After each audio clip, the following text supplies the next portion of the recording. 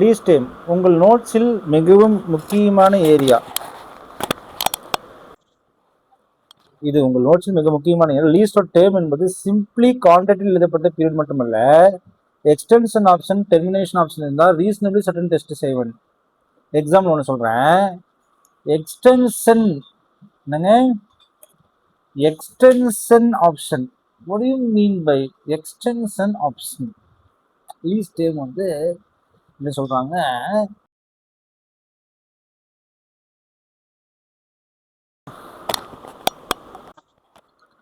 Original lease time வந்து 5 years.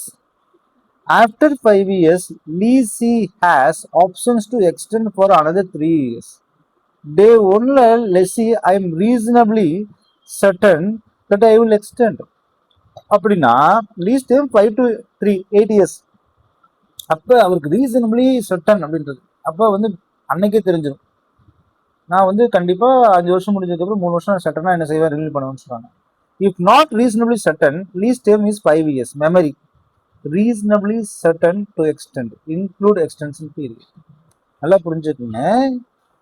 Lease term is 5 years.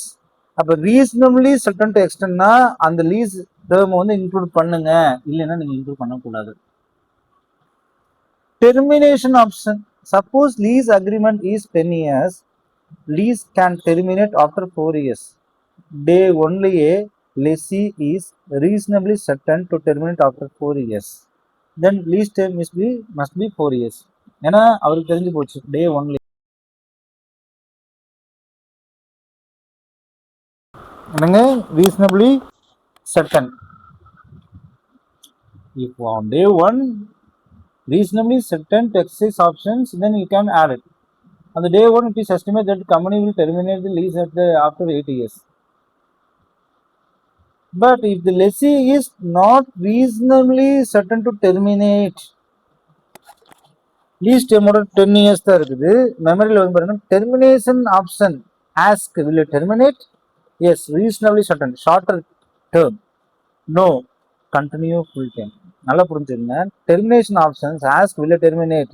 Yes, reasonably certain. Shorter term, no, continue full time. சொல்றாங்க டே ஒன்ல it estimate that will terminated the lease 10 years. Again I tell you, நல்லா புரிஞ்சுக்குங்க, இது ரொம்ப கடுமையிலாம் கிடையாது. Lease term அப்படின்னு பார்த்தீங்கன்னா lease term is 5 years + 3 years renewal options. If day 1 reasonably certain exercise the option is 8 years.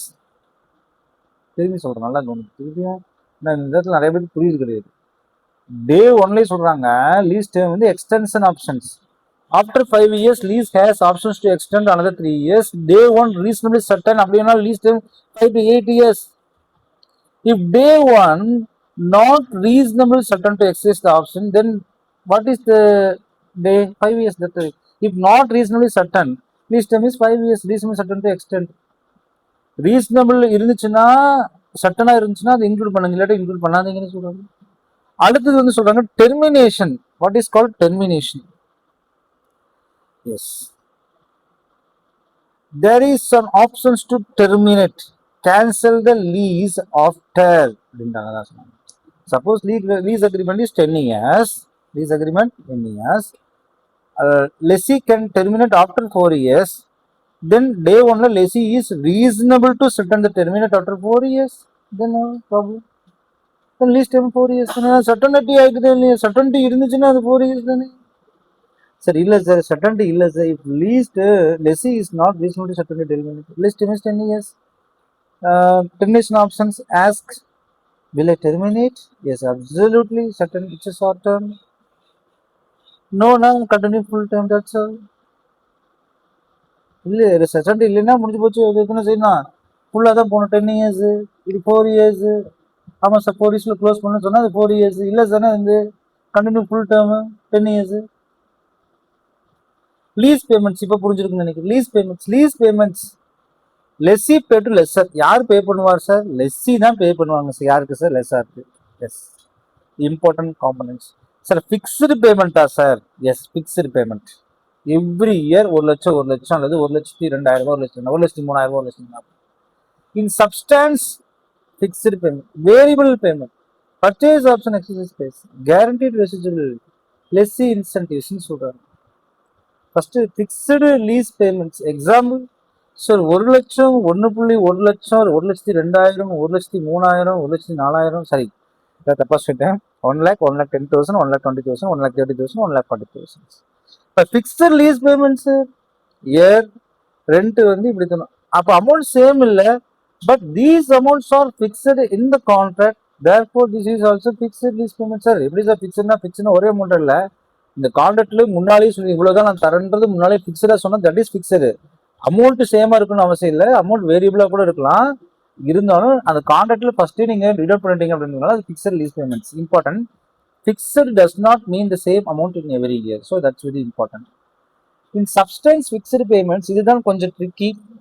In substance fixed payment அப்படின்றது வந்து பார்த்தீங்கன்னா பேமெண்ட் டெக்னிக்கலி வேரியபிள் போல இருக்கும், ஆனால் ப்ராக்டிக்கலி பேமெண்ட்டை அவாய்ட் செய்ய முடியாது என்றால் அது இன் சப்ஸ்டன்ஸ் ஃபிக்ஸட். எக்ஸாம்பிள் சொல்கிறேன், மெஷின் வந்து லீஸ்க்கு எடுக்கிறீங்க, contractor says payment depends on usages, but minimum payment 10 lakh கொடுத்துருங்கன்றீங்க.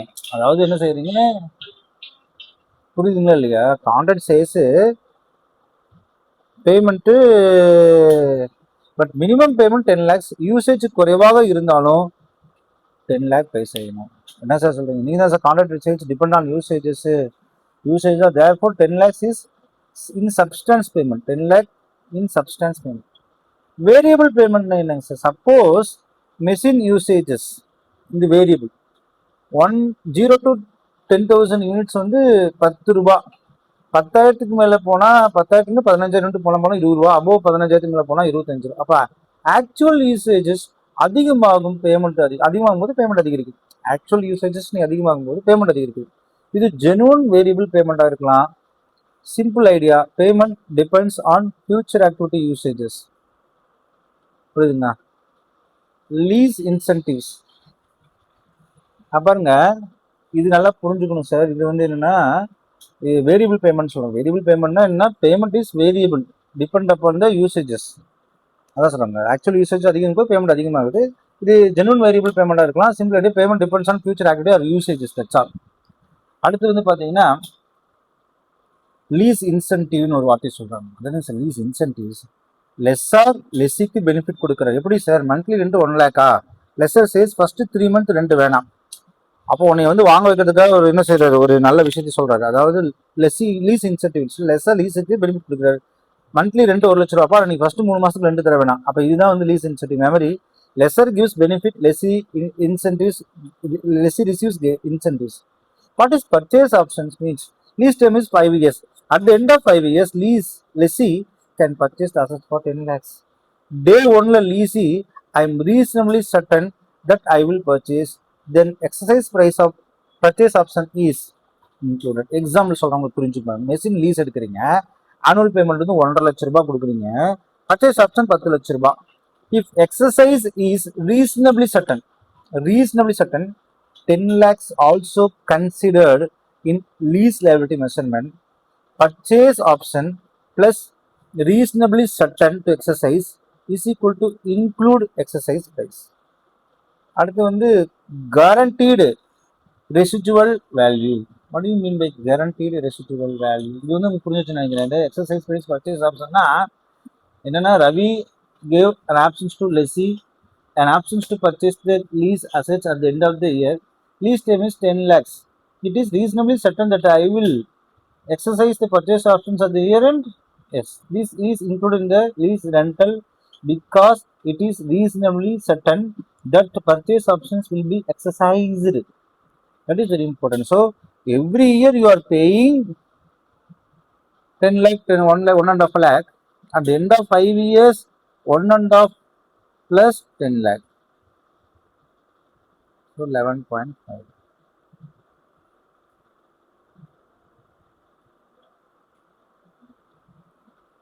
Guaranteed residual value. Residual value lease முடிவில் அசட்டுக்கு இருக்கும் வேல்யூ. எக்ஸாம்பிள், மெஷினோட காஸ்ட் வந்து 10 lakhs. After 5 years, expected value is 2 lakhs. 2 lakh is called a residual value. நல்லா கவனிச்சுங்க. Guaranteed residual value அப்படின்னா என்னங்க sir அப்படின்னு எல்லாம் கேட்குறாங்க. So guaranteed residual value is equal to ஜிஆர்வின்னு சொல்லுவோம். கிராஸ் ரெண்டல் வேல்யூ கிடையாது, கேரண்டீடு ரெசிடுவல் வேல்யூ. இது எல்லாமே கிராஸ் ரெண்டல் வேல்யூ சொல்றாங்க, தவறு. கேரண்டீடு ரெசிடுவல் வேல்யூன்றது ரெசிடுவல் வேல்யூ லீஸ் முடிவில் அசட்டுக்கு இருக்கும் வேல்யூ. எக்ஸாம்பிள், மெஷினோட காஸ்ட் 10 லட்ச ரூபாய். After 5 years expected value is 2 lakhs. The 2 lakhs is to be considered as a residual value. Guaranteed residual value ஒருவர் guaranteed செய்கிறார், அசட்டோட வேல்யூ 2 லட்சத்துக்கு கீழே சென்றால் ஷார்ட் ஃபால் நான் செய்வேன். நல்லா கவனிச்சுங்க. கேரண்டி ரெசிடுவல் என்ன சார், உங்க அசட்டோட வேல்யூ 10 வருஷம் கழிச்சு 2 லட்சத்துக்கு கீழே போச்சுன்னா அந்த 2 லட்சம் நான் உங்களுக்கு தரேன் அப்படின்றாங்க. இப்போ இதுதான் கேரண்டி வேல்யூ. அப்ப லெஸ்ஸி கேரண்டீட் அமௌண்ட்டை லீஸ் லைபிலிட்டி மெஷர்மெண்டில் கன்சிடர் செய்ய வேண்டும், அப்ளிகபிள் ரெக்யர்மெண்ட்ஸுக்கு உட்பட்டுன்னு சொல்றாங்க. இது ரொம்ப ரொம்ப முக்கியமானது. ஏன்னா கேரண்டீடுன்றது எல்லாத்துக்கும் புரியாமே சம் போடக்கூடாது, புரிஞ்சுதான் போடணும். கேரண்டீட் ரெசிடுவல் வேல்யூ அப்படிங்கிறது இதுக்கு கீழே போச்சுன்னா I will pay that amount, that's all. What is identified assets? இது டெஃபினிஷன் லீஸில் மிக முக்கியமான பாயிண்ட். கொஸ்டின் என்ன சொல்லுவாங்க, is there an identified asset? Is there an identified asset? What do you mean by identify asset? If you want to touch that one product, you can feel it. Okay, if you see the computers and you can touch it and feel it, that is identifiable one. Yes, is it correct? அப்போ நம்ம தொட்டு உணர்ந்து பார்க்குறோம் இல்லைங்களா. Company takes 5th floor of ABC building for 5 years. Contractless specific floor clearly identified. That is called identified. Sir என்னன்னே தெரியணும், கான்ட்ராக்ட்ல இதுதான்றது உங்களுக்கு தெளிவா தெரியுதான்னு. ஐடென்டிஃபைட் அசெட்னா company takes 5th floor of ABC building. ஒரு பில்டிங் அபார்ட்மெண்டா இருக்குது, அல்லது ஒரு வணிக வளாகம்னு சொல்றாங்க இல்லையா, காம்ப்ளெக்ஸ் மாதிரி இருக்குது. அதுல வந்து 5th floor of ABC building for 5 years நீங்க எடுக்கிற. இப்போ கான்ட்ராக்ட்ல ஸ்பெசிபிக் ஃப்ளோர் கிளியர்லி ஐடென்டிஃபைடு. அப்போ this is called identified assets. Example number 2, no identified. எப்படி? Contract says any floor can be provided by the lessors. So இதுதான் மொத்தம் 3 floor இருக்குல்ல, அது எந்த ஃப்ளோர் நான் தருவேன் அப்படின்ற இடத்துல வந்து ஐடென்டிஃபிகேஷனே கிடையாது. அப்போ lessor can freely move customer from one floor to another. Specific asset illa, this is not a identified assets. What do you mean by substitution rights? சப்ளையர்ஸுக்கும் அசட்டை சப்ஸ்டிடியூட் செய்யும் ரைட் இருந்தால் கவனமாக பார்க்க வேண்டும். வெறும் கான்ட்ராக்டில் சப்ளையர் மே ரீப்ளேஸ் தி அசெட்ஸ் என்று எழுதப்பட்டிருப்பது மட்டும் போதாது, சப்ளையருக்கு practical ability to substitute and economic benefit from substitutions இருக்கணும். அப்போதான் சப்ஸ்டான்டிவ் சப்ஸ்டிடியூஷன் ரைட்ஸ்ன்றது அவருக்கு யூஸ் ஆகும். சப்ஸ்டான்டிவ் சப்ஸ்டிடியூட் ரைட்ஸ் அப்படின்றது வந்து ரொம்ப ரொம்ப இம்பார்ட்டன்டானது. நல்லா புரிஞ்சுட்டீங்க. அதாவது என்ன சொல்றாங்கன்னா, சப்ளைக்கு அசெட்ல சப்ஸ்டிடியூட் செய்யும் ரைட் இருந்தால் கவனமாக பார்க்க முடியும். நீ வாங்கிட்டு லெட் அவுட் விட்டுருவீங்க இல்லையா, அந்த மாதிரி எக்கனாமிக் பெனிஃபிட் சப்ஸ்டிடியூஷன் தான் பார்க்கணும். ஜியோ ஃபைபர் எக்ஸாம்பிள் நான் சொல்றேன், உங்கள் நோட்ஸில் ஜியோ ஃபைபர் நெட் எக்ஸாம்பிள் இருக்கிறது, அதை வச்சு நான் உங்களுக்கு ஒன்று சொல்றேன். Suppose 100 Mbps connections particular fibre line கஸ்டமர்ஸ்க்கு டெடிகேட்டாக கொடுக்கப்பட்டுள்ளது. சப்ளையருக்கு அந்த பர்டிகுலர் லைனை ஃப்ரீயா சப்ஸ்டிடியூட் செய்ய முடியவில்லை என்றால் ஐடென்டிஃபைட் அசெட்ஸ் மே எக்ஸிஸ்ட். நல்லா கவனிங்க. ஜியோ ஃபைபர் தான் இப்போ யூஸ் பண்றாங்க, அதான் சொல்றேன். உங்கள் ஜியோ ஃபைபர்ல யூஸ் பண்றாங்க. சப்போஸ் 100 Mbps கனெக்ஷன்ஸ் இருக்குது, பர்டிகுலர் ஃபைபர் லைன் கஸ்டமர்ஸ்க்கு டெடிகேட்டாக கொடுக்கப்பட்டுள்ளது. சப்ளையருக்கு அந்த பர்டிகுலர் லைனை ஃப்ரீலி சப்ஸ்டிடியூட் செய்ய முடியவில்லை என்றால் identified assets May exist. But supplier எந்த லைன் வேண்டுமானாலும் மாற்றிக்கொள்ளும் சப்ஸ்டன்ஸ் ரைட்ஸ் வச்சிருந்தா அது ஐடென்டிஃபைடு அசெட் கிடையாது. நல்லா புரிஞ்சுக்கணும். திருப்பி சொல்றேன். சப்போஸ் 100 Mbps கனெக்ஷன்ஸ் கொடுத்தாச்சு, ஒரு பர்டிகுலர் ஃபைபர் லைன் கஸ்டமர்ஸ்க்கு டெடிகேட்டாக கொடுக்கப்பட்டுள்ளது. சப்ளையருக்கு அந்த பர்டிகுலர் லைனை ஃப்ரீலி சப்ஸ்டிடியூட் செய்ய முடியலன்னா அது வந்து ஐடென்டிஃபைடு அசெட் தான். ஏன்னா அந்த பர்டிகுலர் லைன் உங்களுக்கு மட்டும்தான். பட் சப்ளை எந்த லைன்ல வேணாலும் மாற்றிக்கொள்ளும் சப்ஸ்டன்ஸ் ரைட்ஸ் வச்சிருந்தா அது ஐடென்டிஃபைடு கிடையாது இல்லையா. அப்போ புரிஞ்சுக்கும் உங்களுக்கு. ஒன்று சப்ஸ்டன்ஷன் என்ன, ஃப்ரீயா சப்ஸ்டிடியூட் உங்களுக்குன்னா உங்களுக்கு தான், அது அதை வச்சு தான் நீங்க கேபிட்டல் கன்ஸ்ட் பண்ண முடியும். இல்லை நான் எதை வேணாலும் நீங்க யூஸ் பண்ணிக்கணும் அப்படின்னு சொன்னா that is called identified asset கிடையாது.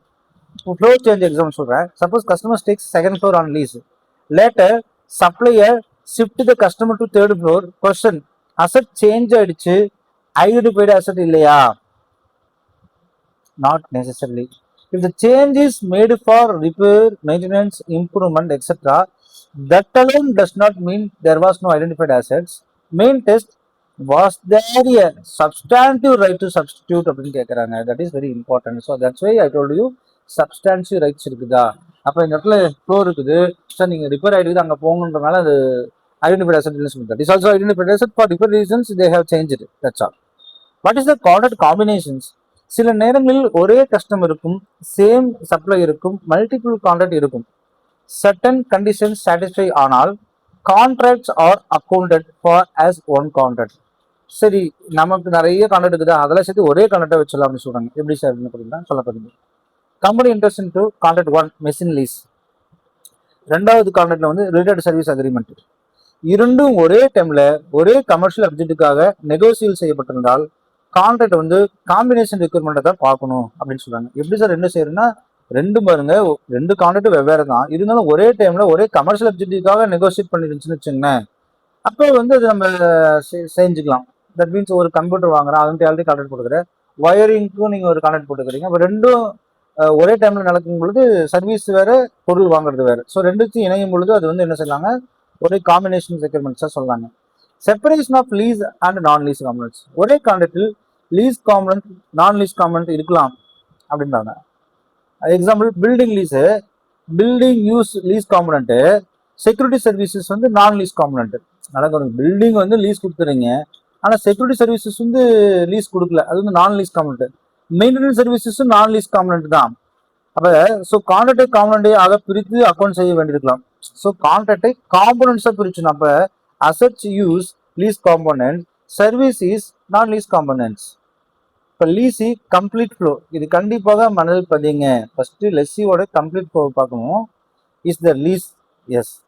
Is there identified asset? Yes. Right to control of use? Yes. Determine the lease time? S.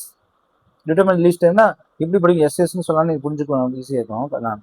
இதுக்கு வந்து இஸ் த லீஸா, இது லீஸா? ஆமாம் சார். சரி, அப்படி ஐடென்டிஃபைட் அசெட் இருக்குதா? ஆமாம் சார். அந்த அசெட் நீ யூஸ் பண்ணுறது கண்ட்ரோல் இருக்குதா? ஆமாம் சார். அந்த அசெட்டோட டேர்ம் லீஸ் நம்ம டிட்டர்மைன் பண்ணலாமா? ஆமாம் sir. Determine the lease time. Lease time நீங்கள் வந்து டிட்டர்மைன் பண்ணுங்க.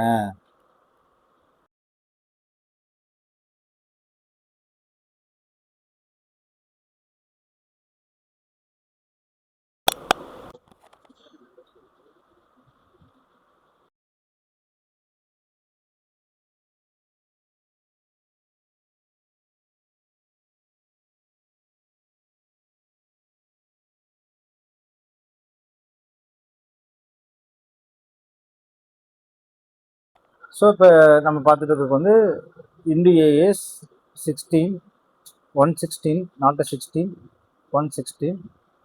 Very very easy. அதாவது இண்டிஏஎஸில் பொறுத்த வரைக்கும் ஆப்ரேட்டிங் லீஸ், ஃபினான்ஷியல் லீஸ் ஒன்று இருக்குது.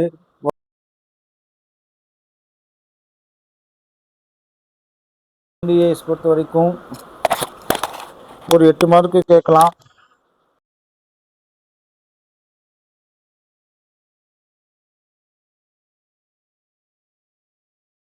இப்போ இது வரைக்கும் நம்ம பார்த்தது வந்து